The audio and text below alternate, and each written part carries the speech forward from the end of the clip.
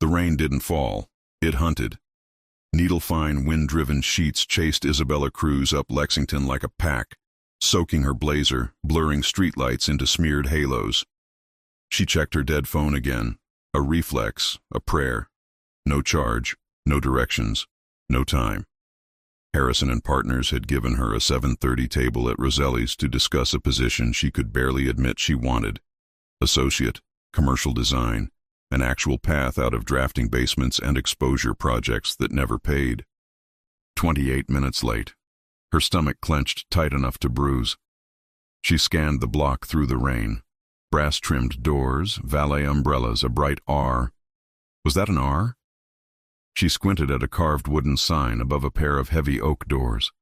Villa. Something. Italian script flourished like a signature. Good enough. She grabbed the handle, wrenched it open, and stepped out of the storm into a hush so complete it felt curated.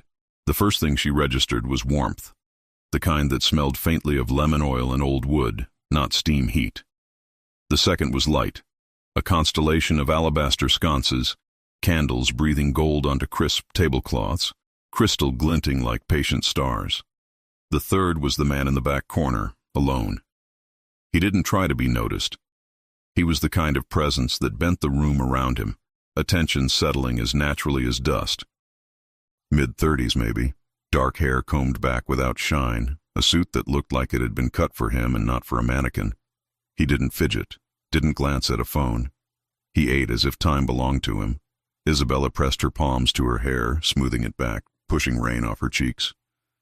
The host, thin, nervous, deferential, appeared at her elbow, already offering a towel, already apologizing for something she hadn't asked yet. "Hi," she said, breathless. "Reservation for Harrison? Harrison and Partners? I'm disastrously late." "I am very sorry, Signorina," the host said gently. "We have no reservation under that name." She forced a smile. "Roselli's? This is Roselli's, right?" The host's expression flickered. "This is Villa De Luca." The name hit like a soft thud in her chest. Not Roselli's. Wrong door. The kind of mistake that seemed small and felt fatal. She was already turning back toward the rain when she heard it. "Wait." The voice came from the corner table, smooth, low, an accent braided into the vowels. The man stood with the unhurried grace of a dancer and a general. He didn't smile so much as soften the sharpness of his face. "You are soaked," he said, not a question. "Stay a minute, warm up. You can call a car." "My phone's dead," she managed.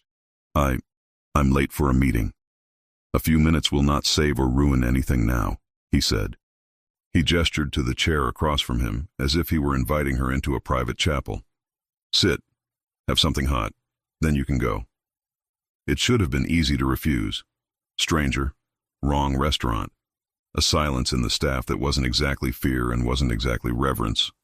But the storm hurled itself at the window with a hollow boom, and she heard herself answer, 5 minutes.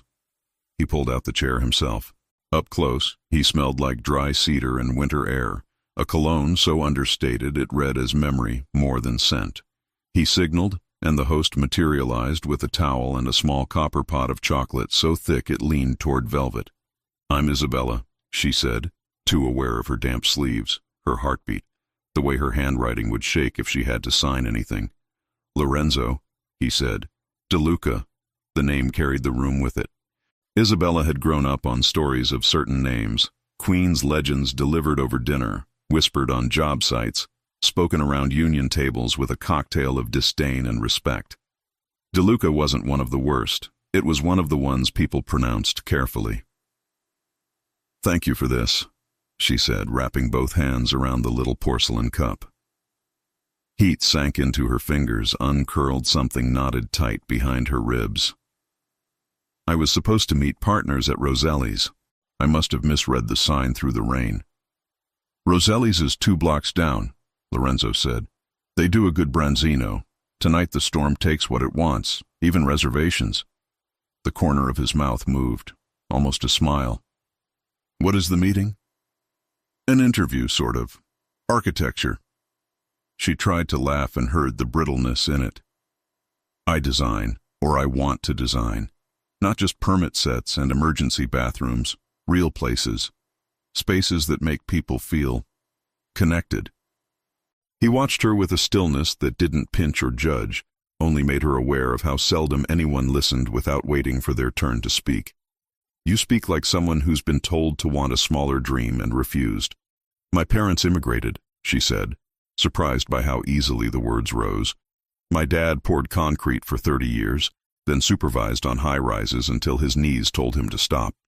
My mom is a nurse who always comes home smelling like sanitizer and peppermint gum. They used to drive us past buildings and say, "Look at that. Somebody thought of it and then it was real." I want that. The honest version. The honest version, he echoed, tasting the phrase. And what is the dishonest version? Shiny and empty, she said. Spaces you walk through without seeing because they were never made for you. The waiter arrived with a small plate of crostini brushed with oil and a stack of basil leaves so green they looked illegal. Isabella hadn't ordered. The basil cracked under her teeth and tasted like July and patios and a different life. You own this place, she said, realizing it in the way the waiter didn't ask for orders, in the way the staff's gaze touched him and skittered away like minnows. My family does, he said, neither proud nor evasive. He lifted his glass, and the candlelight turned the whiskey a deeper amber. We own things. We keep them. We make them last. Restaurants, she said carefully, and more. And more, he agreed, not filling the silence with lies. He let his focus rest on her like a hand between her shoulder blades, steadying without pressure. Tell me about the building you can't stop sketching. The question struck bone. She found herself sketching in air with words. A mixed-use block in a neglected pocket of the East River waterfront, with ground-floor groceries that smelled like cumin and cinnamon, with daycare sunlight and clinic modesty, with a rooftop garden that caught the city's wind and broke it into gentle breezes. She talked about courtyards shallow enough for winter sun, about staircases that earned their keep by being beautiful, about units a mother could push a stroller through without apologizing to the walls. When she ran out of air, he was still looking at her like a problem he wanted to solve. Not her. The world that made a person ask permission to want. You would need money, he said. Not charity. Patience. Protection from the kind of hands that take a project apart piece by piece, until nothing remains but a plaque and a spreadsheet. Isabella's smile faltered. The room's hush felt different suddenly, a frequency her bones could hear. The front door opened without sound. 2 men in dark suits came in from the storm, not wet, not rushed. They looked like they had been poured into the night and then shaken into human shape. One had a scar interrupting his eyebrow like a bad edit. The host met them, bowing a little too far, and pointed. Here, the gesture said. Here. Lorenzo's posture changed imperceptibly, a tide turning under the surface. His voice did not. Isabella, he said, as if making conversation about wine. Stand up. Take your cup. Walk to the restrooms, left hallway. Lock the door and wait for me to knock 3 times. Her mouth went dry. What is... Now, he said, quiet and absolute. He didn't look at her. He looked past her and smiled the way a chess player smiles at an opening he hoped the other man would take. She stood, her chair barely whispering across the carpet. She picked up the cup because he had told her to, and because a ridiculous part of her believed the gesture would let the moment pretend to be civilized for another 5 seconds. She walked toward the hallway while the storm flung itself harder at the windows, counting her breaths, listening to the soft thunder of men's feet on expensive carpet. At the corner she glanced back. Lorenzo was no longer alone at the table. The men had flanked him, one leaning in to murmur, the other standing loose at the shoulder like a coat he could shrug off. Lorenzo answered in Italian, cool and precise. The taller man's mouth tightened. The shorter one's hand shifted in a way anyone who had a father on construction sites would recognize, making sure weight and cloth fell right around something heavy at the hip. Isabella ducked into the women's room and slid the bolt with a metallic click that sounded both loud and useless. Marble, soft lighting. An arrangement of white peonies that looked like they'd been selected at dawn. Her face in the mirror was pale against wet hair, her mascara holding on out of spite. She held the cup between her palms because it felt like a job and she needed one. Voices rose and fell beyond the door, Italian cutting like polished knives. Then English. Then, startling in its abruptness, silence, broken by the fast shatter of glass. A muttered curse. A chair's legs dragging. A grunt like something heavy catching a body's breath. Isabella pressed herself against the far wall and tried to become grout. She counted, 5s into 3s into nothing. The air conditioner hummed like a polite apology. Someone laughed once, not with humor. Metal kissed wood. Her body remembered her father teaching her how to distinguish sounds. Nail gun, pipe wrench, police siren, thunder close versus thunder far. This wasn't any of those. It was the sound of a door turned from invitation into threat. Then nothing. The kind of nothing that makes you realize how loud your own blood can be. 3 careful knocks. "Isabella," Lorenzo said, voice low through the door. "It's me." She hesitated, only because hesitating made her feel like she had any power at all. Then unlatched the bolt. He stood with his suit jacket open and his tie slightly askew, the shift so minor it read as violence in a language of fabrics. There was a thin cut high on his cheekbone, beaded but not messy, a red punctuation mark in an otherwise perfect sentence. "Are you hurt?" he asked. No. Are you?" She lifted a hand and stopped it in midair before it reached his face. He didn't answer that question. He stepped aside and gestured for her to walk in front of him, back to the dining room, as if anything about this could be normal again. The room had been edited, objects moved a few inches too far to one side, a glass tipped, a chair missing from its pair. No blood, no men. The staff had vanished into the building's bones. "What happened?" she asked, the words small. "A conversation that ended," he said. "You shouldn't have been here to hear it." "You told me to stay," she said, anger coming in hot now that fear had passed. "You told me to... I told you to lock the door." His tone didn't sharpen, but it cooled. "You did. Good." She wanted to say she wasn't trained to be obedient in private dining rooms, wasn't built for codes she hadn't chosen, wasn't a piece on anyone's board. Instead, she set the little cup on the edge of a table and noticed her hands were perfectly steady. That frightened her more than anything else. "I need to go," she said. I need to go." He nodded once, as if she'd completed a task he'd assigned. "I'll have a driver take you. I can get a cab." "No." He looked at the window, where rain bounced in the orange streetlight like a broken string of pearls. "A car will take you to your door. You will go up without stopping. You will not answer questions. Tonight does not exist. You were never here." Something in the way he said it made her feel claimed, and she bristled. "You don't get to tell me what I... You were never here," he repeated, softer. Not a command this time, a protection or a curse. "Please." The driver appeared exactly when the door opened, as if the car had been waiting all night for the right scene cue. Isabella slid into the back of a black sedan that smelled like clean leather and new money. Villa de Luca receded in the rear window, its stone facade swallowing rain, light turning its windows into unnamed eyes. On the sidewalk, Lorenzo stood with his hands in his pockets and his face turned up to the storm, as if asking the sky a favor he wasn't used to asking anyone. Her building's lobby looked smaller than it had that morning. The elevator bucked once between floors, and she pressed her shoulder into the wall, counting down from 20 like a child and a surgeon. Inside her apartment, she peeled off wet clothes and stood barefoot on the cheap rug, listening to the heat knock in the pipes like a neighbor. She told herself she would tell no one because there was nothing to tell. A wrong door, a cup of chocolate, a conversation in a language that left fingerprints on silence.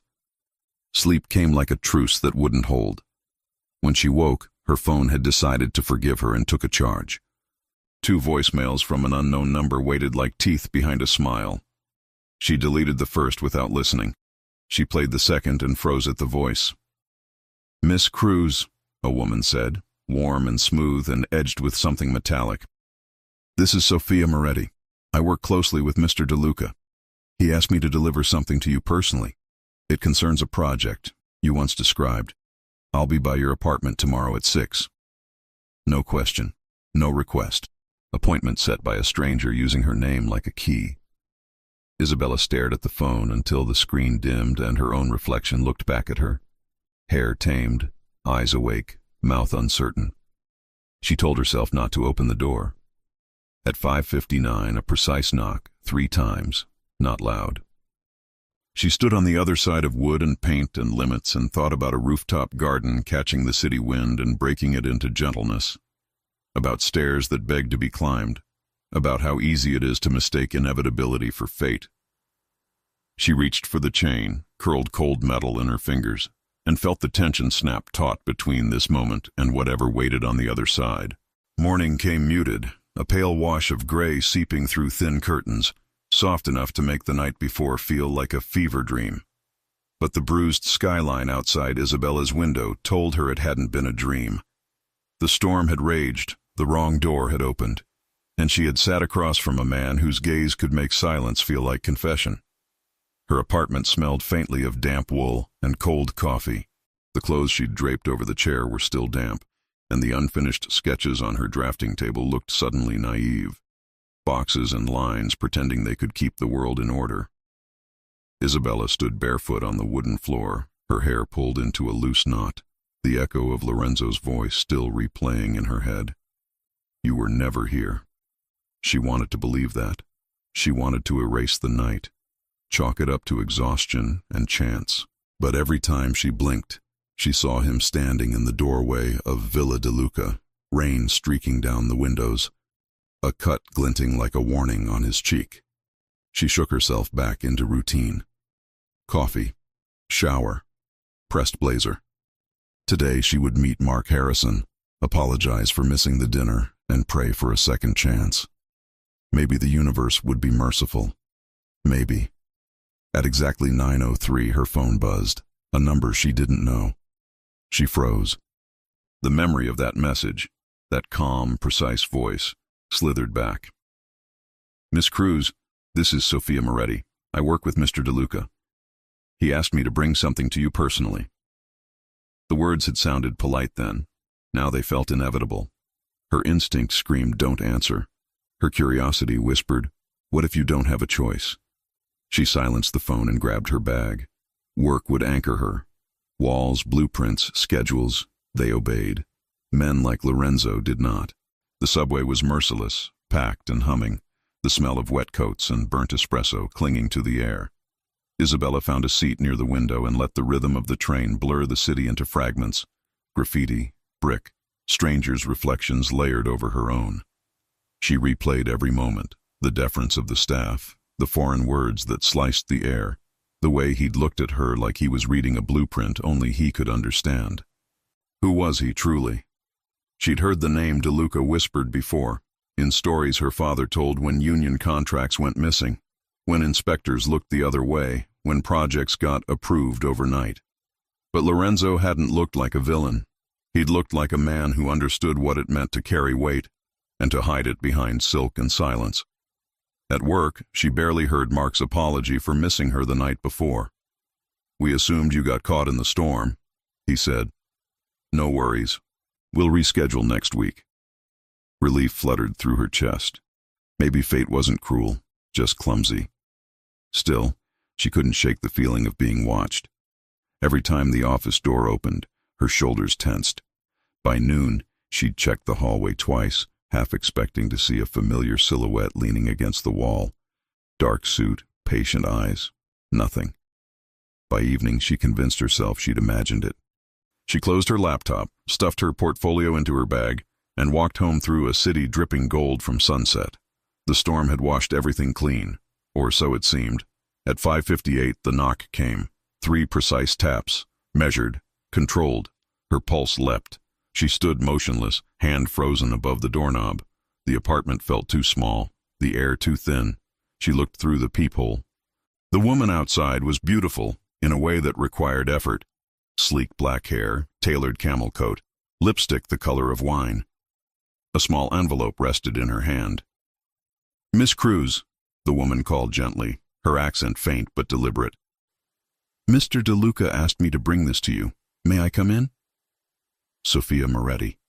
The voice from the message. Isabella opened the door, just a crack, keeping the chain latched. "What is this about?" Sophia's smile didn't reach her eyes. "A professional opportunity. You made quite an impression." "That was a mistake. I shouldn't have even been there." "Perhaps. Or perhaps you were meant to walk through that door." Her tone carried the weight of certainty. Mr. DeLuca believes talent reveals itself at the right moment. She lifted the envelope slightly. "May I?" Isabella hesitated, then slid the chain free.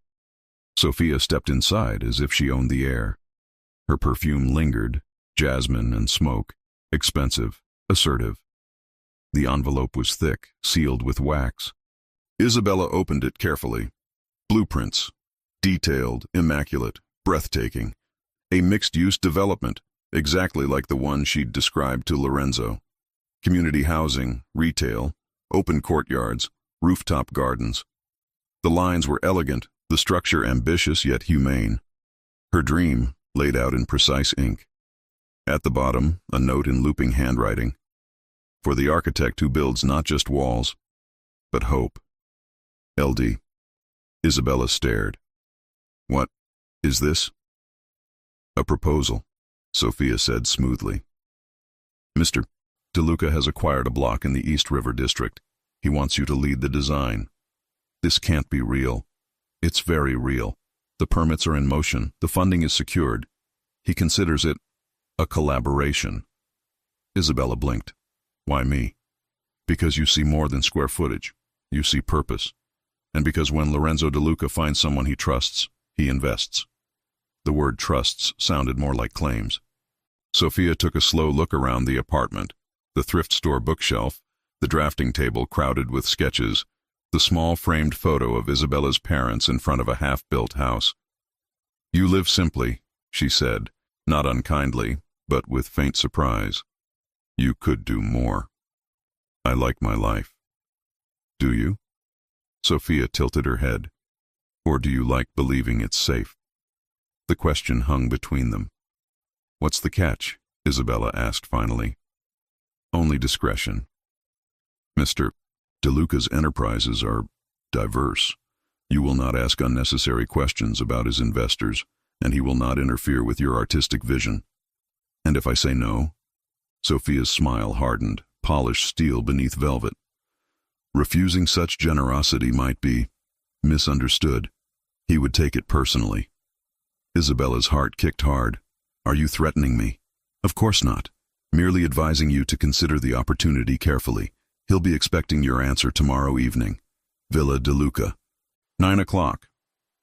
Sophia turned toward the door, heels clicking in perfect rhythm.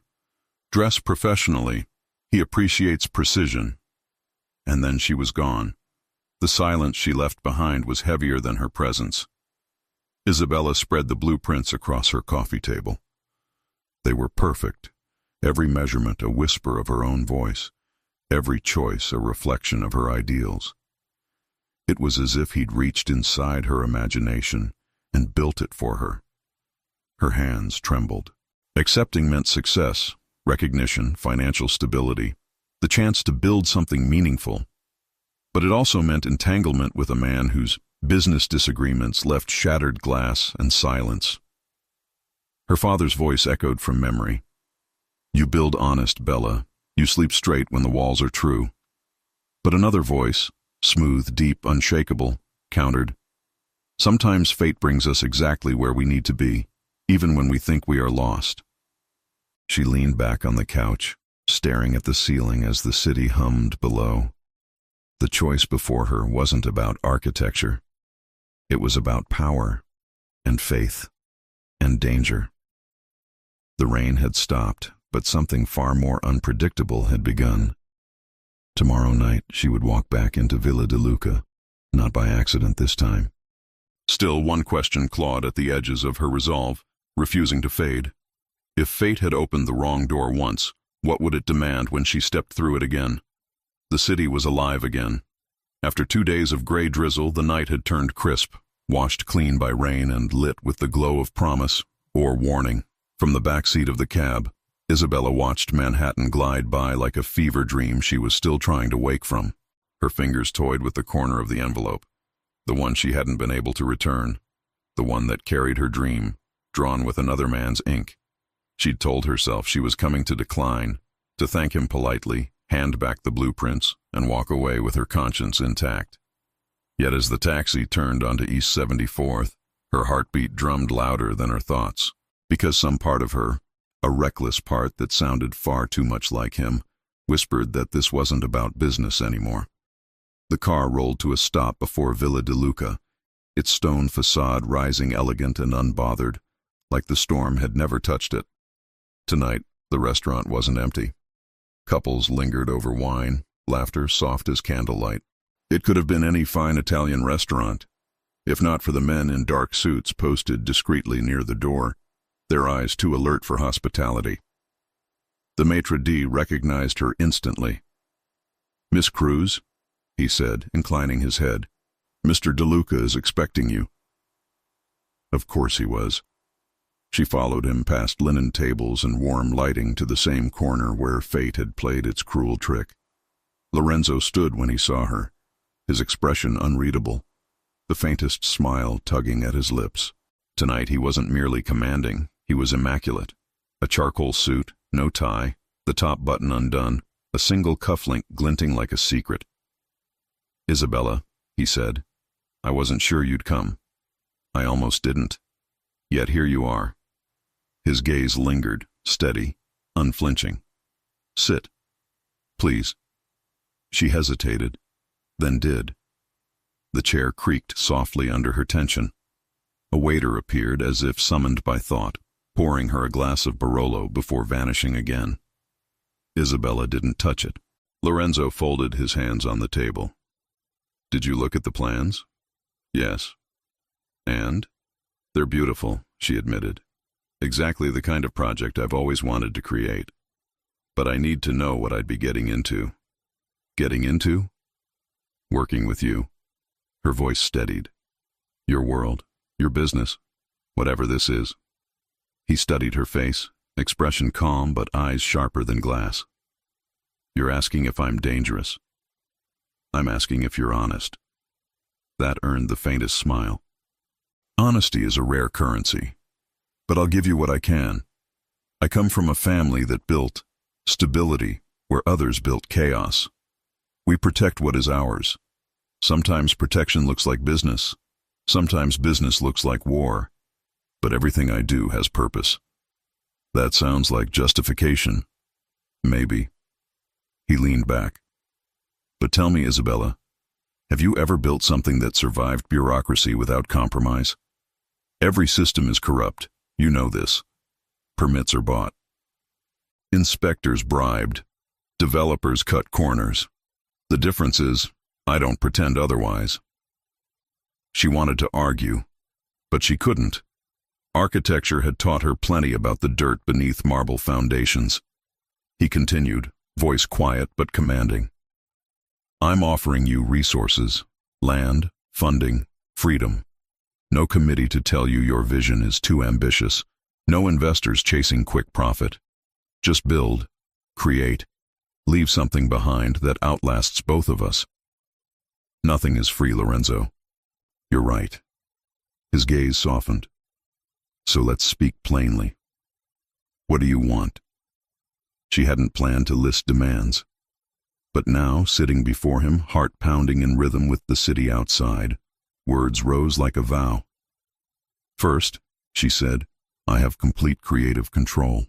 No interference, no last-minute demands to turn it into another soulless glass tower." "Agreed." "Second, every worker on that site gets fair pay, full safety standards, benefits. I won't build on exploitation." His brow lifted slightly. "Of course." "Third, 20% of the residential units stay below market rate for low-income families. This isn't just luxury, it's community." Now he smiled. "You have a generous heart. I have a conscience." "Keep it," he said. "It's rarer than steel." She hesitated, then drew a slow breath. "Fourth, if I do this, if I work with you, I need to know who you really are. No more smoke, No more riddles. The air between them tightened. The low hum of jazz from the corner faded to a thread. For the first time, Lorenzo looked almost human, torn between instinct and honesty. "My family came from Naples," he began. "My father believed power was responsibility. He taught us to provide what the city denied: security, justice, order. Some call that criminal. I call it necessary. Do you hurt people?" "Only when I must." His answer was immediate, unflinching. "Never for pleasure, never without cause." "That's not exactly comforting. It's the truth. The world isn't divided between saints and monsters, Isabella. It's built by men who make impossible choices, and women brave enough to hold them accountable." She held his gaze. "And if I say no?" He exhaled slowly. "Then you'll walk out of here, and I'll wish you well. You'll go back to small projects, late nights, and fighting for permission to dream. The city will keep swallowing architects with vision and spitting out draftsmen who obey. But your conscience will be clean." She almost laughed, bitter, breathless. "That's manipulation. That's reality." Silence stretched between them, heavy but alive. Her mind raced, ambition clashing with fear, morality with desire. Because the truth was, she believed him. The power, the danger. It wasn't performance. It was gravity. He reached across the table, not to take her hand, but to rest his palm near hers. Close enough for warmth, far enough for choice. "I won't pretend I'm a good man," he said quietly. "But I can promise you this. If you build with me, no one will touch you. Not the banks, not the bureaucrats, not the men who break what they can't control. I'll protect you and what you create." She stared at his hand, the faint scars across his knuckles, the steadiness in his fingers. Power, restrained. "This isn't just a project, is it?" she asked. "No," he said simply. "It's an alliance." The word echoed, heavy and binding. Isabella looked down at the blueprints, her dream, drawn by a man who lived in shadows. The city she wanted to change. The woman she wanted to become. Could both exist in the same life? Her voice trembled, but her resolve did not. "If I say yes, I set the terms, and you keep your word. You have it. And if you break it?" His eyes darkened, but not with anger, with something closer to reverence. "Then I lose the one thing I can't buy back, your trust." She didn't answer, not yet. She needed air, distance, a chance to think without the pull of his gravity. Lorenzo seemed to understand. He rose, slow and graceful, and pulled her chair back for her. "Take your time," he said. "The city waits for no one." "But I will." She nodded, tucking the envelope under her arm, heart thrumming like a trapped bird. As she stepped out into the cool night, the wind caught her hair, the city lights gleaming like possibilities scattered across dark water. Behind her, Villa de Luca loomed, a fortress of elegance and danger. Ahead, the street opened into endless choices. She took one step, then another. The echo of his words followed her down the sidewalk, haunting and magnetic. "We build what lasts, Isabella, even if the world calls it a mistake." She stopped under a street lamp, clutching the blueprints to her chest. Somewhere deep inside, a decision was forming, quiet but certain. But for the first time she wondered not if she would accept, but whether he had already decided she would. The first strike of a hammer echoed like a promise. At dawn, the old warehouses on the East River block came alive, bulldozers grumbling, sparks flying, steel skeletons rising where decay had slept. The project the city had laughed at, delayed, buried in red tape, was suddenly moving, fast, unstoppable. And at the center of it all stood Isabella Cruz, hard hat in hand, boots caked in dust, eyes bright with the fire of creation. She should have felt triumphant, but the applause in her chest carried an undertone she couldn't name, a whisper of caution, of deals made behind closed doors. From the makeshift site office she could see Lorenzo speaking to a group of contractors, his voice low, precise, carrying authority like gravity. The men nodded quickly, no questions asked. One of them, thick-necked, tattoo peeking above his collar, crossed himself before walking off. When Lorenzo turned toward her, the edge in his expression softened, replaced by a warmth that was beginning to feel dangerously familiar. "Progress," he said, joining her, "faster than the city ever expected." "Too fast," she replied. "Permits like this don't appear overnight." His gaze held hers. "They do when someone believes. Or when someone pays," she countered quietly. He didn't deny it. "What matters is the result. Families will live here. Children will grow here. Beauty will rise where blight stood. You make corruption sound noble." He smiled faintly. "I make necessity sound honest." She wanted to argue. She always wanted to argue with him. But the sight before her silenced protest. Steel beams gleamed in the morning light, forming the first outlines of her design, of the dream she'd drawn 1,000 times in notebooks. It was real, tangible, hers, and his. By the third week, her name had begun to circulate in architectural circles, the young Latina visionary behind the DeLuca development. Critics called the project ambitious, progressive, miraculous. No one asked how it had leapt from proposal to construction in record time. Isabella buried herself in work. Site inspections, material meetings, late nights redlining plans until her eyes blurred. It was easier to focus on walls and windows than the shadows that lurked just beyond the floodlights. But shadows don't stay patient. One afternoon, as the sun dipped behind the skyline, Isabella was reviewing blueprints with her foreman, Tony, when a black SUV rolled up to the gate. 2 men stepped out, not city inspectors, not investors. They carried themselves with the casual threat of men who didn't need introductions. "We need to speak with your boss," one said, looking straight at her. "I'm the project lead," she replied, keeping her voice steady. "What's this about?" The man smirked. "Sweetheart, I said your boss, Mr. DeLuca." Before she could respond, a familiar voice sliced through the air like a blade. "She is the boss."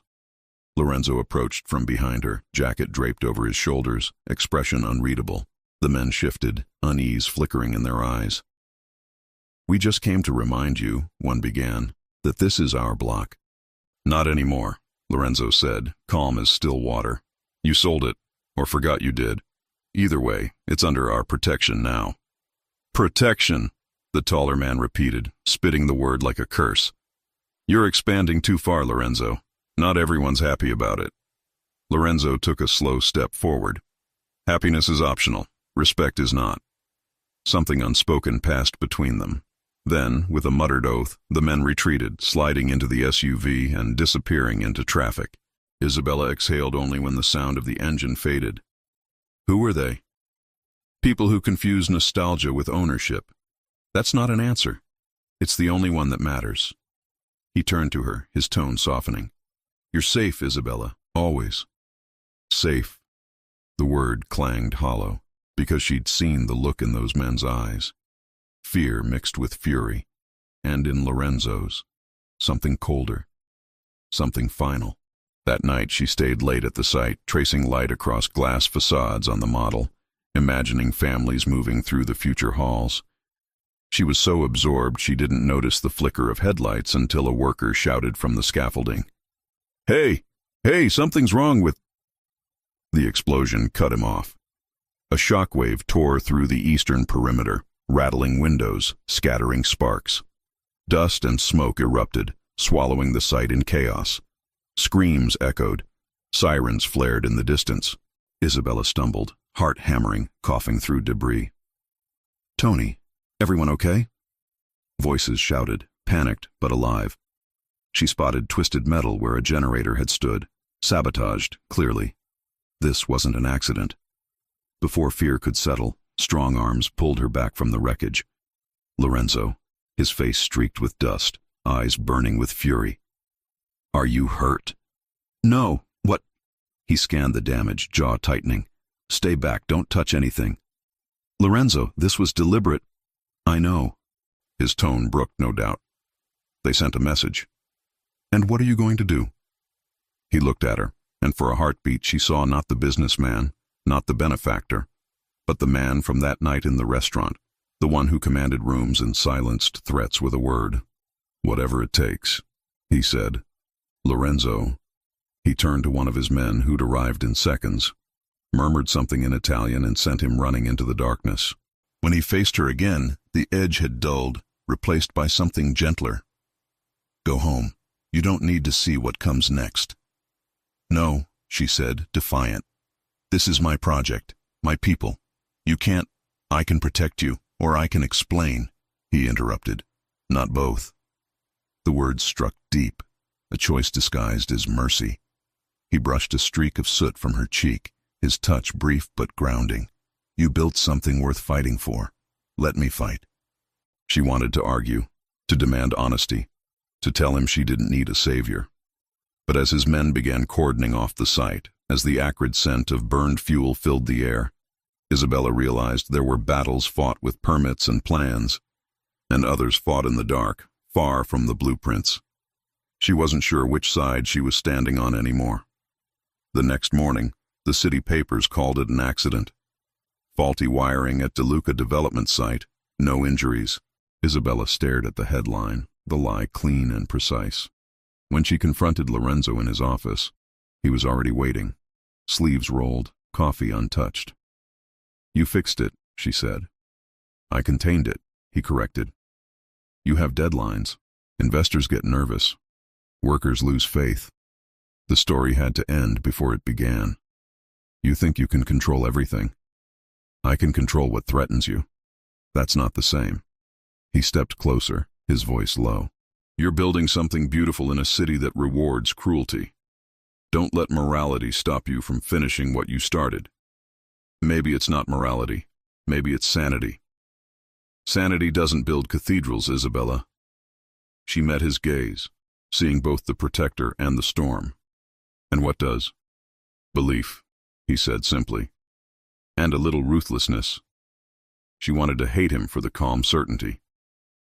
But part of her, the part that watched the skyline rise, the part that felt alive in the roar of machinery and ambition, understood.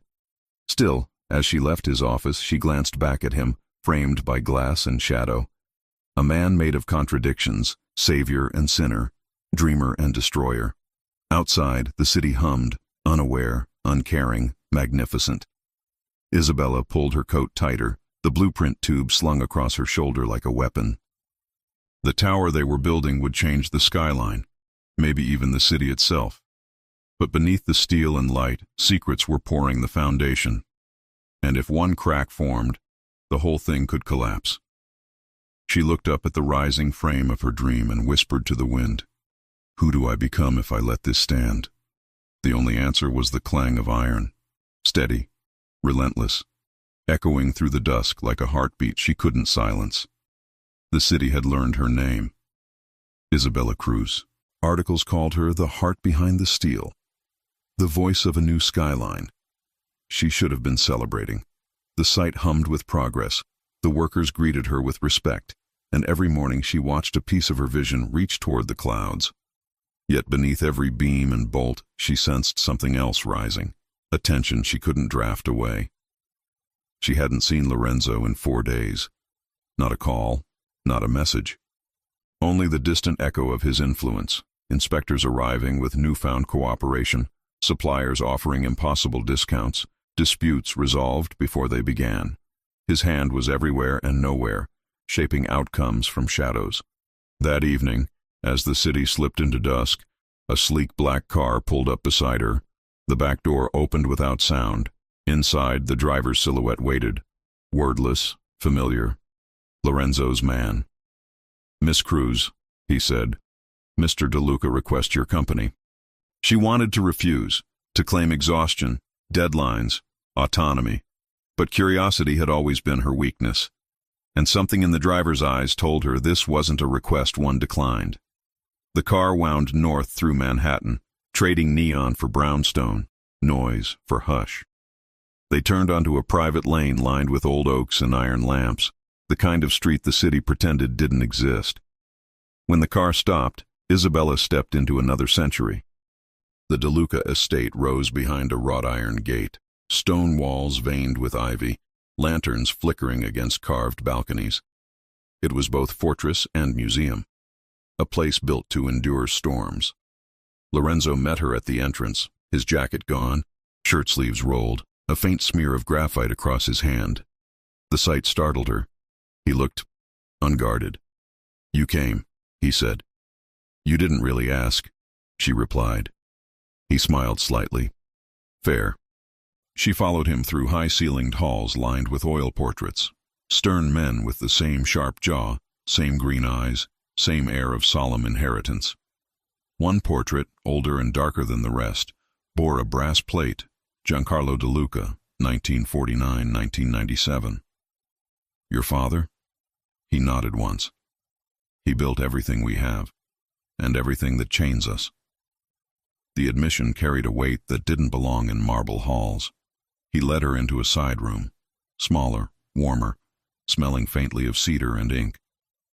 The walls were covered in sketches pinned with thumbtacks, bridges, cathedrals, city blocks rendered in confident pencil lines. "You drew these," she said, astonished. "Once," he answered, "before my father died." "You studied architecture?" "For a time. He wanted lawyers and soldiers. I wanted light and symmetry." His gaze softened. Dreams don't always survive inheritance. Isabella traced a finger along the edge of a drawing, a church spire backlit by clouds. "They survive if we build them anyway." Lorenzo's eyes met hers, and for a moment the room shrank around them. Two architects of different worlds, both haunted by foundations they didn't choose. "You see through walls," he murmured. "Not many people do." She smiled faintly. "You hide behind them." "Maybe. Or maybe I build them high enough to protect what matters." "From what?" His answer was quiet. "From everyone who wants to tear it apart." They dined in a small courtyard under a vine-draped pergola. No guards, no pretense. Only candlelight, the hum of crickets, the distant skyline like a memory. Over pasta and red wine, she asked what she hadn't dared before. "Tell me about your family." He was silent for a long time. Then, "Two brothers, one buried, one," a reminder. "Antonio," she guessed. A flicker crossed his face. "The eldest. He leads the family in the old ways. Fear, debt, silence. My father taught him tradition. He taught me conscience. It's an inconvenient mix." "So you're trying to change things?" "Trying," he said. "Change threatens those who live off the old order. My brother believes softness invites ruin. He calls compassion a crack in the wall. Maybe he's afraid compassion makes you human. Or mortal," Lorenzo said quietly. A wind stirred, carrying the scent of rain and rosemary. Isabella studied him across the table, the way candlelight painted warmth into the angles of his face. For the first time she saw not the commanding shadow who ruled rooms, but the man, the sun, beneath the crown. "What do you believe in?" she asked. He considered. "In loyalty, in beauty, in building something that outlasts the hands that made it." His gaze lingered. "In the rare people who make me want to be better." Her breath caught. "Lorenzo." But the word dissolved as he reached across the table, his fingers brushing hers. Not possession, but promise. The touch was warm, steady, unspoken. For a heartbeat, everything aligned. The pulse in her wrist, the glimmer in his eyes, the impossible hope that love could exist in a place like this. And then, from somewhere deep within the estate, a door slammed. Voices rose, sharp and urgent, cutting through the stillness. Lorenzo stiffened. "Stay here." "What's happening?" He was already standing. "Nothing you need to see." "Don't do that," she snapped. "Don't lock me out of your world when it's already closing around mine." He paused, torn. Then, quietly, "Please, Isabella." The plea in his voice unnerved her more than any order could. He disappeared down the corridor, footsteps fading into echo. Minutes dragged like hours. The wine cooled. The crickets fell silent. Somewhere beyond the walls, headlights swept the windows, too many to be coincidence. Isabella stood, her unease thickening. She followed the sound, voices in Italian, low and harsh. Through an archway she glimpsed them, men in suits, tension coiled in their shoulders, hands twitching near their jackets. And there, Antonio De Luca, older, broader, his presence heavy as thunder. His resemblance to Lorenzo was unmistakable, but where Lorenzo's gaze carried gravity, Antonio's held judgment. "You're soft, little brother," Antonio was saying. "You think you can rewrite the rules. The city respects fear, not mercy." "I'm not rewriting them," Lorenzo replied. "I'm ending the ones that break what we could build." Antonio laughed, cold, dismissive. "And this architect of yours? She's the reason you're losing focus. You forget what blood buys you." "She reminds me what it costs." Antonio's eyes narrowed. "Then maybe she's the one who'll pay it." A silence snapped taut between them. Isabella's breath caught. Lorenzo's voice lowered, dangerous. "Careful." "Or what?" Antonio stepped closer. "You'll choose her over the family?" Lorenzo didn't answer. He didn't need to. The silence was answer enough. Antonio shook his head, muttering something to his men, then stormed past her unseen, the scent of cigar smoke trailing like a curse. When Lorenzo finally returned, his composure was armor again, his eyes shadowed. "You heard?" "Yes." He exhaled. "Then you know what's coming." "What does that mean?" "It means you should keep your distance. Until this resolves." She bristled. "I'm not a liability you can relocate." "No," he said, almost tender. "You're the only thing I can't replace." The honesty in his voice cut deeper than any command. He drove her home himself. Neither spoke. The city blurred past, a mosaic of headlights and rain. At her building, he walked her to the door, his hand hovering near hers like a question he wasn't ready to ask.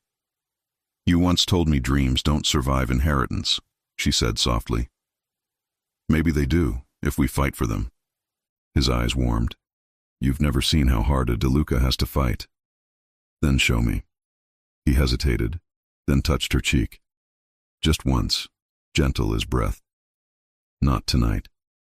When she stepped inside, her apartment felt smaller, quieter, lonelier than before. She poured herself a glass of water, set it down untouched, and turned toward the door. And froze.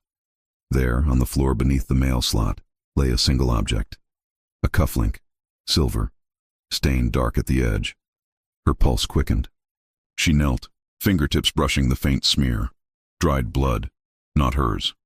She stared at the tiny gleam of metal, the reflection of her wide eyes staring back, and realized something with bone-deep certainty. Lorenzo De Luca's world wasn't knocking anymore. It had already stepped inside.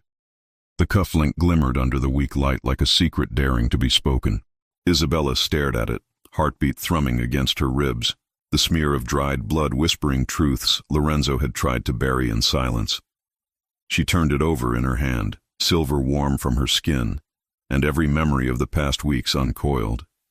His sudden disappearances, the guarded glances of his men, the explosion at the site. All the questions she'd pushed aside sharpened into one unflinching thought. This was never just business. By the time she reached his office, night had swallowed the skyline. Villa De Luca's windows glowed gold, a lighthouse for the lost, or the guilty. The guards at the entrance stepped aside without a word. They knew her face now. Perhaps they pitied her. Lorenzo stood by the window, jacket draped across a chair, sleeves rolled, knuckles bruised and raw. The city lights reflected off the glass behind him, twin galaxies flickering in his eyes. He didn't turn when she entered. "You shouldn't be here this late," he said. "I found something." He stilled. Slowly, she crossed the room, opened her palm. The cufflink caught the light. "Whose blood?" she asked. Silence. "Don't lie to me." He sighed, weary, resigned, and faced her. A message needed to be delivered. Her voice trembled. "With blood. That's the language they speak. I thought you were different." "I am different," he said, stepping closer. "I don't kill to prove power. I act to keep order. To protect what we're building. To protect you." She recoiled. "Protect me? By dragging me into your war? You're already in it, Isabella. You were the moment you signed your name beside mine. That wasn't consent to violence. It was consent to reality. The words hit like steel. For a long moment neither spoke. The city beyond them pulsed, indifferent. Finally she whispered, "Who are you when I'm not looking?" His jaw tightened. "A man cleaning up the messes others make." "I don't believe that." "Then tell me what you believe." She met his gaze, sharp, searching. "That you want to be better. That you're fighting something you hate.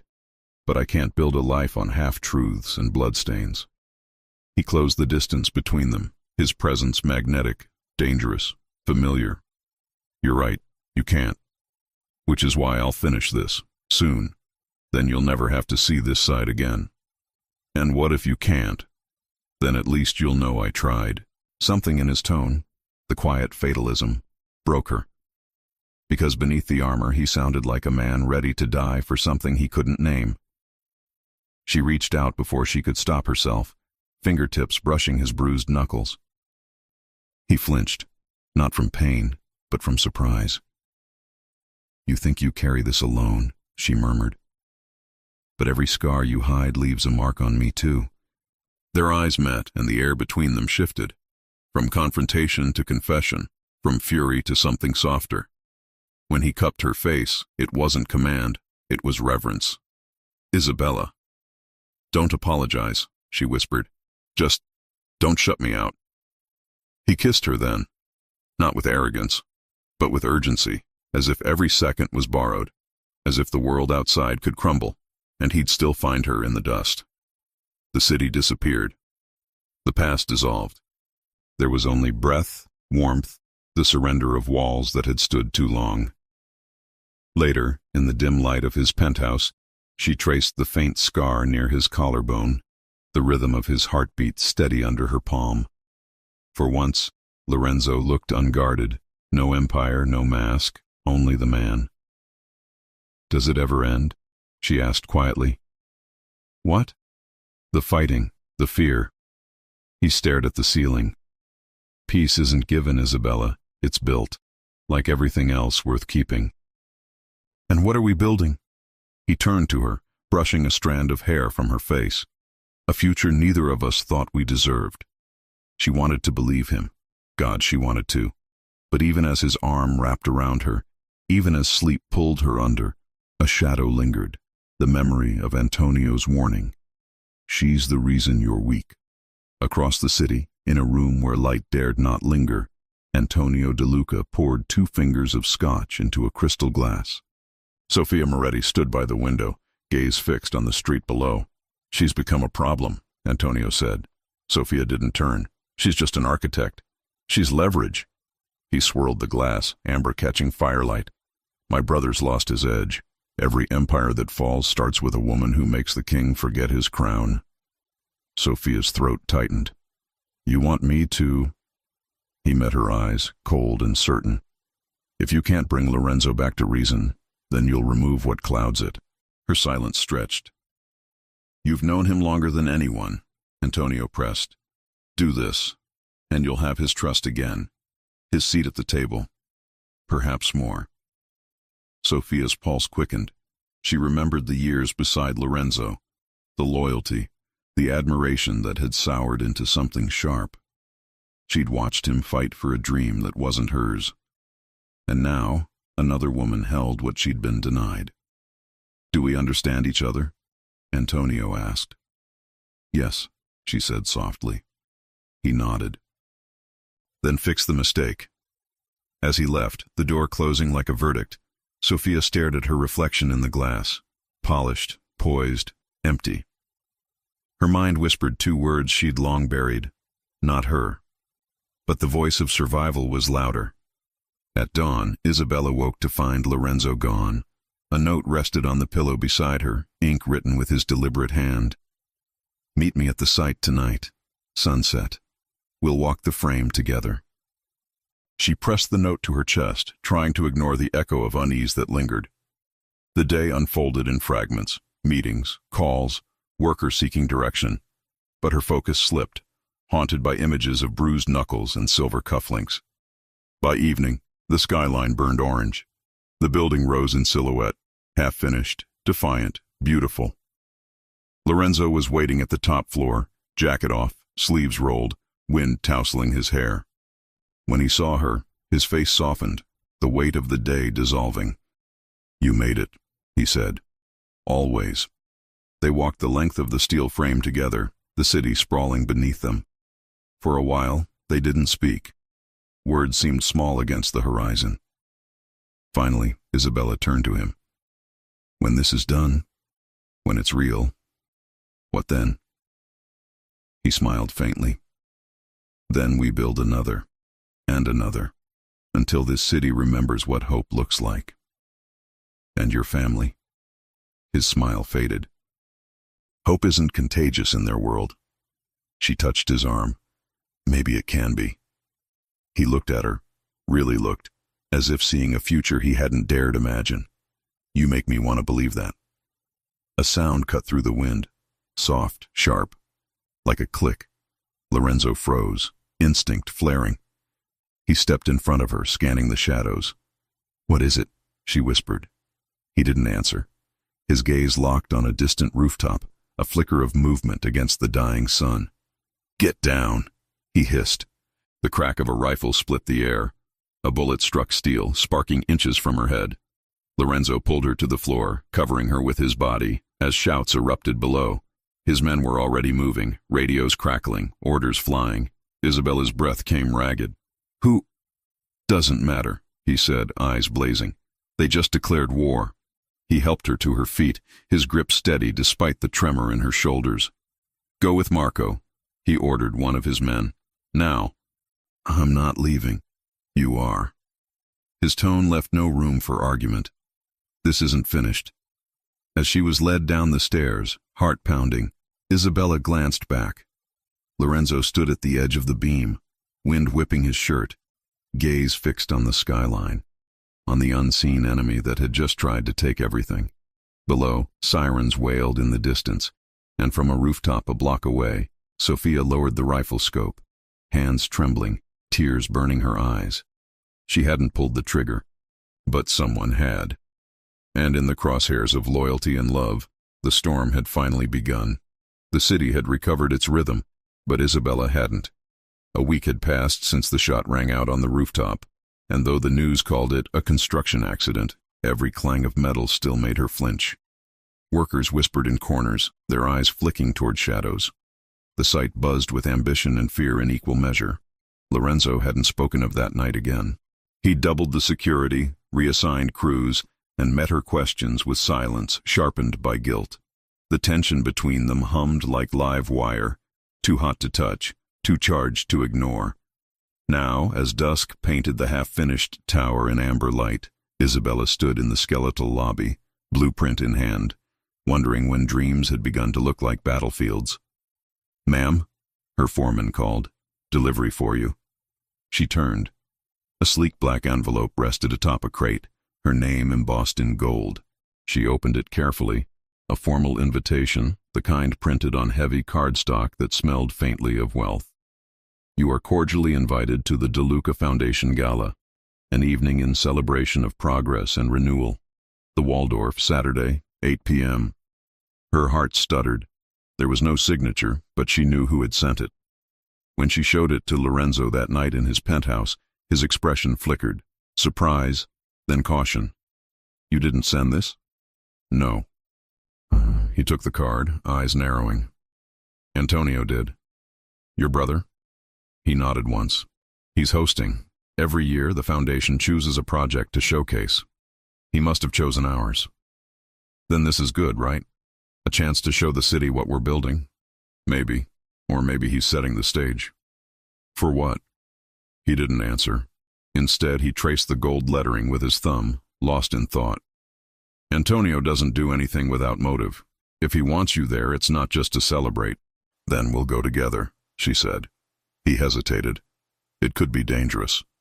So is everything else in my life lately." A small smile ghosted across his lips, admiration laced with fear. "You were never meant for quiet rooms, were you?" "I designed them," she said. "But I live in the noise." Saturday arrived with cruel precision. The Waldorf glittered under chandeliers, marble floors reflecting gowns and tuxedos like a hall of illusions. Photographers lined the entrance, flashes sparking like lightning. Isabella descended from the car in a midnight blue gown that clung like starlight. Her hair swept into soft waves, a silver pendant resting against her collarbone. She looked every inch the architect the city had fallen in love with. Poised, visionary, untouchable. Lorenzo offered his arm. "You take my breath away." She smiled faintly. "That's fair. You take everyone else's." He chuckled, a low, private sound, and guided her inside. The ballroom was a sea of power. Politicians, developers, CEOs sipping champagne while trading smiles sharper than knives. At the center stood Antonio De Luca, flanked by Sofia Moretti, her gown the color of spilled wine. "Brother," Antonio said warmly as they approached, "and the famous Miss Cruz, the city's darling." "Antonio," Lorenzo greeted, voice cool. "I didn't realize philanthropy had become part of your portfolio." Antonio's smile didn't reach his eyes. Even empires need good press. And what better face than hers? Isabella extended a hand. "Thank you for the invitation. I'm honored." "The honor's mine," Antonio said smoothly, kissing her knuckles with old-world charm. "It's rare to meet someone capable of inspiring my brother." Sofia watched silently, her expression unreadable, except for the faint tightness around her mouth. "Enjoy the evening," Antonio said. "We'll be announcing something special later. Don't wander too far." As they moved away, Isabella whispered, "What's he planning?" Lorenzo's jaw tightened. "Something theatrical. He's always loved an audience." For an hour, they mingled, shaking hands, deflecting questions, smiling for cameras. Investors praised her design, donors toasted urban renaissance. To everyone else, it looked like triumph, but beneath the champagne sheen, tension coiled. Sofia approached while Lorenzo stepped aside to speak with a senator. Her smile was brittle. "You wear the part well," Sofia said. "I'm not playing a part," Isabella replied. "Then you're the only one here who isn't." Isabella tilted her head. "You used to be close to him, didn't you?" Sofia's eyes darkened. "Close enough to know what happens when you become his weakness." "That's not what this is, isn't it?" Sofia's tone softened, almost pitying. "You think love will save him. But love doesn't cleanse blood, Isabella. It stains the hands that hold it." Before Isabella could respond, a sudden hush rippled through the crowd. Antonio had taken the stage. "Ladies and gentlemen," he began, voice rich and commanding, "tonight we celebrate progress, the kind that transforms cities and lives. The De Luca Foundation has always believed in building legacies. And this year, our legacy takes form in the Cruz Tower project." Applause thundered. Cameras flashed. Isabella's pulse quickened. Antonio continued, "A bold vision, led by a bold woman. But courage, like architecture, requires foundation. And some foundations," he paused, letting silence stretch, "are not as solid as they seem." Murmurs stirred. Lorenzo stiffened. Antonio gestured toward the screens flanking the stage. "Transparency is the cornerstone of trust. So let us be transparent." The lights dimmed. Images flickered across the screens, city permits stamped and signed, financial transfers, documents Isabella had never seen. Each bore the same signature, Isabella Cruz. Her breath caught. "These," Antonio declared, "are falsified records, approved under Miss Cruz's name, tied to accounts linked to less than reputable sources." A wave of gasps rippled through the room. Lorenzo stepped forward. "Enough." Antonio's smile widened. "Am I wrong, brother? Or has your architect been busy laundering your goodwill through illegal contracts?" Isabella's knees threatened to give. "Those aren't mine. I never—" "I know," Lorenzo said sharply. "He forged them." Antonio spread his arms. "Prove it, or admit the truth. Love makes fools of us all." The room buzzed, guests whispering, phones already flashing. Reporters edged closer like vultures scenting blood. Lorenzo moved fast, taking Isabella's hand, pulling her toward the exit. "We're leaving. Lorenzo! Now!" They burst into the marble foyer, security flanking them. Outside, the night air hit cold and electric. A car waited at the curb. Lorenzo's, engine idling. He opened the door for her, scanning the street, every muscle tense. "Get in," he ordered. She hesitated. What if this is exactly what he wanted? Before he could answer, a sudden roar tore through the night. The explosion shattered the sky. Glass rained down like stars, the force knocking her off her feet. Heat seared the air. The car, the one meant to take them home, was engulfed in flame. Lorenzo shielded her, arms wrapped around her as alarms wailed. People screamed, chaos bloomed. Through the haze, she saw Sofia standing near the entrance, face pale, eyes wide, frozen between guilt and horror. Lorenzo turned, fury etched in every line. "He won't stop," he hissed. "Not until one of us is gone." Smoke curled into the sky, carrying the scent of scorched metal and betrayal. Isabella clung to him, shaking, the truth dawning cold and cruel. The war Antonio had promised was here, and she was no longer a bystander. She was the target. Morning broke through the smoke. Manhattan's skyline shimmered under a pale sun, but every news screen screamed the same headline: "Explosion at DeLuca Foundation. Gala, arson or assassination. Architect under fire. Isabella Cruz implicated in corruption scandal." Her face filled every feed. A freeze frame from the gala, blue gown, stunned expression, innocence mistaken for guilt. By noon, reporters had gathered outside her apartment, microphones thrust like weapons, questions slicing through the air. "Did you falsify city records? Were you involved in the explosion? Is Lorenzo DeLuca funding illegal projects?" She didn't answer. She couldn't. The city she wanted to build for was tearing down her name one headline at a time. Inside, curtains drawn, she watched the coverage with trembling hands. Her phone buzzed endlessly. Colleagues, clients, even her mother, each message a wound. When the door opened without a knock, she didn't flinch. Only one man would ignore locks. Lorenzo stepped in, dark suit dusted with ash, eyes rimmed with sleepless fury. Behind him, two of his men stationed themselves by the windows, silent sentinels. "You're on every screen," he said quietly. "I noticed. I'm pulling you out of the city. I have a place upstate." "No." He froze. "No? I'm not running, Lorenzo. Not from this, not again. They're framing you. The police will follow the money trail Antonio planted. The press will eat it. You'll be crucified. Then we fight back." Her voice cracked but didn't break. "You said this project was about hope, about rebuilding. Let me prove it. Let me finish what we started. You don't understand what Antonio is capable of. I do now." She stepped closer, eyes steady. "And if I let him destroy me, he wins. If I vanish, I become exactly what he says I am. Guilty, weak, disposable." He stared at her, the woman who'd walked into his storm by accident and now refused to leave it. "You're not disposable," he said softly. "You're the only thing I can't afford to lose." "Then don't protect me," she whispered. "Stand beside me." The next days blurred into a battle fought on too many fronts. Lorenzo met with lawyers and city officials in dimly lit offices, his presence alone enough to bend stubborn wills. Still, Antonio's influence was deep.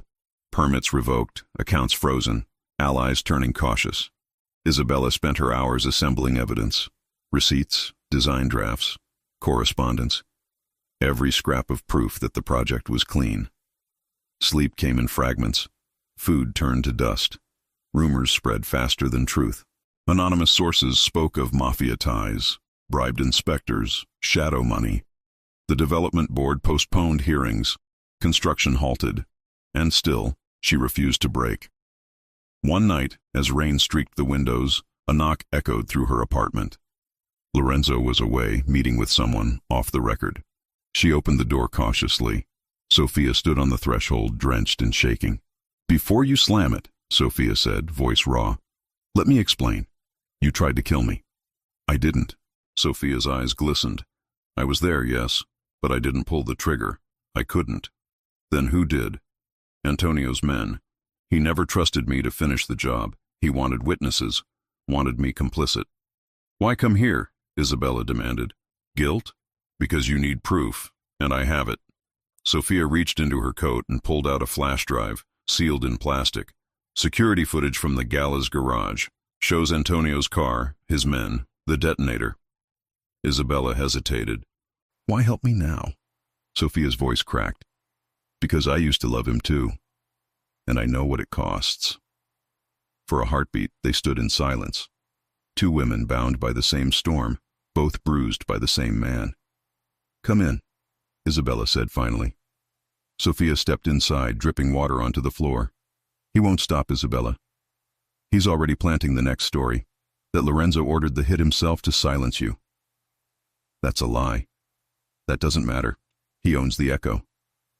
By the time truth catches up, the world's already moved on. So we move faster, Isabella said. We take this to the press, to the board, to everyone. Sophia hesitated. If you do this, you're painting a target on your back. I've been a target since the night I walked into that restaurant. Sophia studied her. The resolve, the fear, the quiet fire. He saw it too, you know. That's why he fell for you. Then help me make sure he doesn't lose everything because of me. Sophia nodded, something like peace flickering across her face. Tomorrow morning, Channel 4, I'll arrange it. As she turned to leave, Isabella touched her arm. Sophia, why stay in this world? Sophia's smile was bitter. Because it's the only one that ever saw me. That night, Isabella found Lorenzo in his study, sleeves rolled, maps and ledgers spread across the table. The air smelled of coffee and gun oil. She told him everything, Sophia's visit, the footage, the plan. When she finished, he stood silent, gaze fixed on the flickering lamplight. You trust her? He asked. I don't have to. I trust the evidence. He nodded slowly. Then we use it. Not we, she corrected. Me. I'll go on record. I'll clear my name. That makes you bait. I'm already bait. At least this way I choose the hook. He crossed the room, hands settling on her shoulders. Steady, warm, heavy with fear. If anything happens, it won't, she said, because you'll be watching. He searched her face, eyes full of everything he couldn't promise. Then, softly, you make me believe in things I shouldn't. She smiled, faint but fierce. Then believe in me. Morning came silver and sharp. Channel 4's studio buzzed with cameras, producers, the electric hum of breaking news. Isabella sat beneath the lights, microphone clipped, flash drive in hand. Lorenzo watched from a black SUV across the street, radio earpiece linked to his men stationed along the block. Every instinct screamed danger, but Isabella's voice in his mind, don't protect me, stand beside me, kept him rooted. Inside, the interviewer began. Miss Cruz, thank you for joining us. The city has questions. And I have answers, Isabella said. Her voice was calm, clear, steady. The Cruz Tower project was built on transparency and hope. The accusations are false, the documents forged. And tonight, I'll show you who's behind it. She gestured to the screen. The footage rolled, grainy, time-stamped, unmistakable. Antonio's men, unloading equipment, wiring detonators, placing the explosive charge near the car. Gasps rippled through the studio. This was the work of Antonio De Luca, Isabella declared. Not me, not Lorenzo. I have spent my life designing structures that unite communities. I won't let corruption turn them into weapons. The interviewer stared, stunned. You're risking everything coming forward like this. She met the camera's eye. The truth is worth everything. Applause broke from the crew. Small, genuine, hopeful. For the first time in weeks, Isabella breathed without fear. Outside, Lorenzo exhaled. She did it, he murmured. She... The line crackled. Sir, came Marco's voice. We've lost visual on her driver. What? Black sedan, East Alley. She's not inside. Lorenzo's blood ran cold. What do you mean she's not? A second voice cut in, panicked. Back exit breached. She's gone. He bolted from the car, heart pounding, shouting orders into the comm. By the time he reached the alley, only tire tracks remained. A van speeding into the morning traffic, tinted windows glinting. A single item lay on the pavement, her silver pendant, snapped clean at the chain. Lorenzo knelt, fist closing around it, breath ragged. Antonio's voice echoed from memory. "You'll choose her over the family?" Now the choice was gone. Antonio had made it for him. The pendant cut into his palm like a promise written in silver. Lorenzo stood in the alley, breath sharp, the city roaring around him while inside he went utterly still. The men at his back waited for orders. He gave none. Not yet. Rage was easy. Precision would save her. "Check every camera from 5th to Lexington," he said finally, voice low, controlled. "Streetlights, ATMs, traffic feeds. Pull the last 30 minutes. Marco nodded, already dialing. Lorenzo looked down at the pendant again. The clasp was snapped clean, not torn. She fought, a small comfort, a burning ache. He pocketed it and walked toward the waiting car. "Find Antonio," he said. Alive. By midnight, the city had become a map of red pins and moving dots. In a warehouse lit by monitors, Lorenzo watched footage flicker across screens. A black van sliding through intersections, turning into narrower streets until cameras lost it in the industrial maze near the river. "Zones controlled by the Cacciatori," Marco said. "Antonio's allies." "Then he's there," Lorenzo answered. "Or wants you to think he is." Lorenzo's eyes stayed on the screen. "Let him." He turned away, jaw set. "Double the men at every route in and out. If he wanted a trap, he'll get a war instead." Marco hesitated. "Sir, he knows you. He'll use her to slow you down." "That's his mistake," Lorenzo said.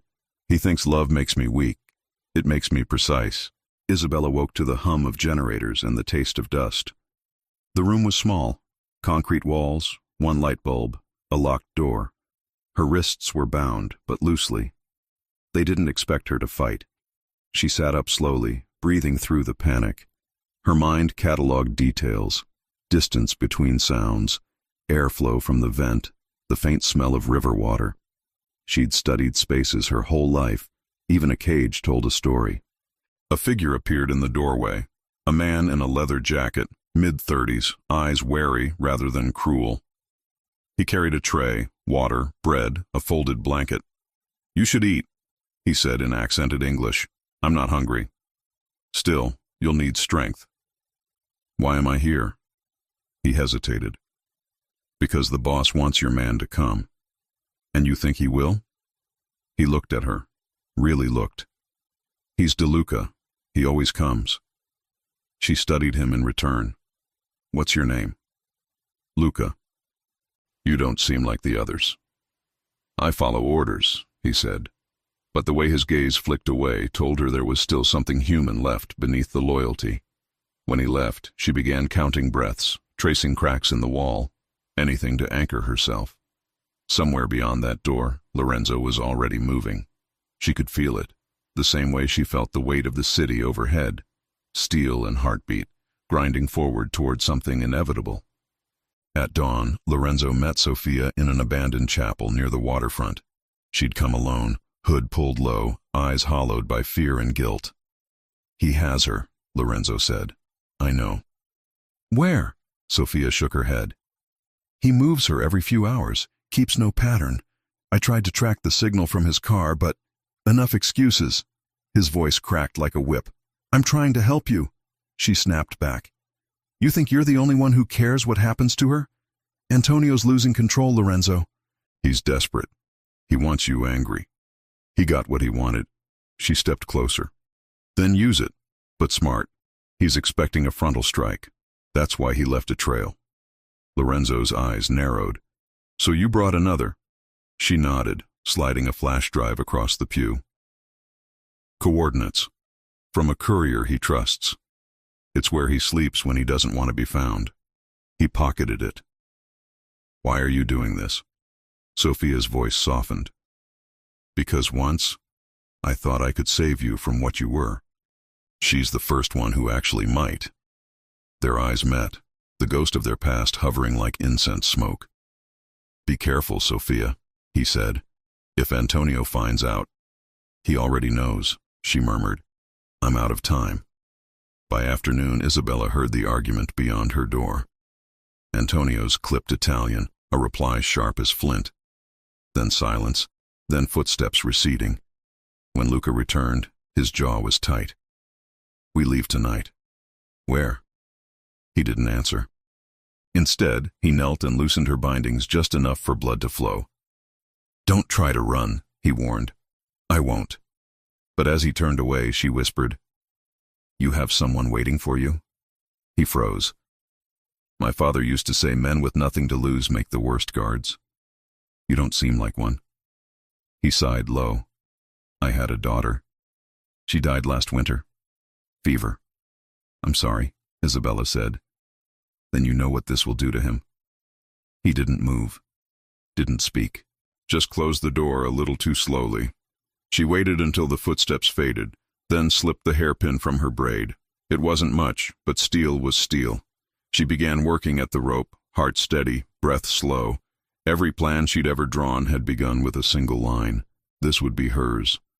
Night spread across the river like spilled ink.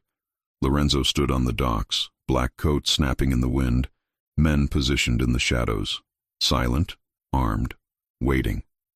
Marco approached, radio in hand. Scouts confirmed 2 vans, 5 men. She's inside. Lorenzo checked his weapon, movements precise. No mistakes. We go in quiet. Get her out. No one fires unless I say. Marco hesitated. And Antonio? Lorenzo's gaze hardened. If he stands in my way, he's not my brother anymore. They moved out, shadows among shadows, boots whispering over gravel. The warehouse loomed ahead, hulking and dark, windows like blind eyes. Lorenzo signaled. 2 men cut the power. The building sank into blackness. Inside, Luca looked up at the sudden silence. He turned toward Isabella and froze. The ropes lay in coils at her feet. The hairpin glinted in her hand. You shouldn't have... Help me, she said. He shook his head. They'll kill us both. Then let's give them something else to aim at. He stared, torn. Then slowly, he pressed a finger to his lips and nodded toward the back wall. There's a service door, leads to the docks. Footsteps thundered above. Antonio's men, alerted by the blackout. Luca grabbed her wrist, pulling her into the shadows. Outside, Lorenzo's team breached the front, a flash of steel and whispered orders. Gunfire shattered the stillness. Isabella ducked behind a beam, heart hammering. The door ahead burst open. Lorenzo, eyes blazing, sweeping the room. Isabella! She stumbled forward. Here! He reached her in 2 strides, pulling her close, scanning for blood. Are you hurt? No, but... A voice cut through the chaos. Little brother. Antonio stepped from the mezzanine, flanked by armed men. Smoke curled around him, eyes gleaming like a wolf in torchlight. You brought an army for a woman, he sneered. I brought one to end you. Antonio laughed, raising his gun. Then do it. Show them what kind of king you are. Lorenzo leveled his weapon, finger trembling, not from fear, but memory. You killed my peace. You touch her again. I kill my blood. You already did, Antonio spat, when you chose her. The standoff crackled, air heavy with gunpowder and history. Then, a shot, not Lorenzo's. Antonio staggered, shock flashing across his face, hand clutching his side. Behind him, Sophia lowered her pistol, tears streaking her cheeks. I told you, she whispered. I'd fix my mistakes. Antonio fell, the light leaving his eyes like dusk fading to night. Lorenzo stared, grief, rage, relief colliding. Sophia met his gaze once more. Go, before they regroup. Luca appeared at Isabella's side, pressing the service door open. Now. They ran, through smoke and shadow, into the night air sharp with salt and sirens. By the time they reached the docks, reinforcements swarmed the warehouse. Lorenzo turned back once, watching the flames begin to climb, an empire burning from its own cracks. Isabella gripped his hand. It's over, she whispered. He shook his head. Not yet. The city still thinks we're guilty. Then we'll build again, she said. But this time, with light. Sirens wailed closer. The sky flared red, and somewhere behind them, the lion's den turned to ash, along with the last bond between brothers. The city awoke to sirens and headlines, but for the first time in months, Isabella Cruz didn't flinch at the sound. The truth had finally clawed its way into the light. Footage from the raid, Sophia's confession, Luca's testimony, Antonio's long shadow collapsing, had made its way to every newsroom, every courtroom, every whisper in the streets. By noon, the anchors spoke her name with reverence, not suspicion. New evidence clears architect Isabella Cruz of wrongdoing in the De Luca project scandal. Sources confirm Antonio De Luca was behind the falsified permits and attempted assassination. The world had changed overnight. So had she. Still, vindication came with weight. Sophia was gone, surrendered to the police before dawn, leaving a single note in Lorenzo's hand. Tell her I'm sorry. And Antonio's empire, inherited by violence and hollowed by pride, now belonged to a man who wanted nothing to do with it. Lorenzo stood beside Isabella on the balcony of her apartment, sleeves rolled, sun rising over the skyline they'd fought to reclaim. For once, his eyes held no calculation, only quiet exhaustion and relief. It's over, she whispered. He shook his head softly. No, it's beginning. In the weeks that followed, the city watched something extraordinary unfold. The Cruz Community Center rose from the ashes, steel beams glinting like resolve, glass panels catching dawn's light like redemption. Construction crews worked day and night. Permits were reinstated. Investors returned, drawn by courage that refused to yield. Lorenzo sold his father's remaining properties, dissolved the shell companies, and redirected every dollar into legitimate ventures: housing, education, restoration. What's the point of a crown, he said, if it only builds walls? The newspapers began to call him the reluctant prince, the man who traded power for purpose. He ignored them all. The only opinion that mattered was standing beside him in a hard hat, blueprint in hand, dirt on her boots. Sometimes, when he thought she wasn't watching, he'd trace her pendant, newly repaired, gleaming against her collarbone, like a talisman that reminded him of everything fragile and worth protecting. 3 months later, the city gathered beneath the finished tower. Reporters, families, city officials, all eyes lifted toward the gleaming facade, the one that bore 2 names carved in stone: Cruz Community Center, a vision for those who build and those who dream. Mayor Grant stood at the podium, cameras flashing. This isn't just a building, she declared. It's proof that light can bloom even through concrete, that integrity can outlast corruption. Applause thundered. Isabella's hands shook as she held the ceremonial scissors, gold against her skin. Ready? Lorenzo murmured beside her. She smiled, not the careful one she used to wear at board meetings, but the kind born from battles survived. Let's cut it together. The ribbon fell. The crowd erupted. Children rushed inside, their laughter echoing off marble floors. Murals of color and life stretched across the walls, painted by local artists. A rooftop garden awaited its first seedlings. In the heart of the atrium, a plaque bore the inscription Isabella had written herself. May every stone laid in struggle rise toward the light. Lorenzo read it in silence, then turned to her. You built hope out of ruin. We built it, she corrected. Later, as twilight brushed the city in gold, they climbed the tower's final stairwell to the rooftop. Below, the streets pulsed with life, families moving into new apartments, shop lights flickering on, a saxophone drifting from somewhere unseen. The heartbeat of a city reborn. Isabella leaned on the railing, wind tugging at her hair. Do you ever think about what would have happened if I hadn't walked into the wrong restaurant? He smiled faintly. You'd be designing skyscrapers for someone else, and I'd still be pretending redemption isn't real. Do you regret it? He stepped behind her, wrapping his arms around her waist, gaze sweeping the skyline. Regret surviving? No. Regret waiting this long to live? Maybe. She rested her hands over his. Then live now. For a moment they simply breathed. The city below, the stars above, the ghosts between. Lorenzo turned her gently to face him. When I met you, I thought fate was a cage. You showed me it can be a door. And what's on the other side? He smiled, eyes soft. Home. Their lips met. Slow, sure. No fire this time, only warmth. The kind of kiss that mends rather than burns. When they parted, Isabella glanced toward the skyline. Cranes and rooftops silhouetted against a horizon painted with possibility. So what now?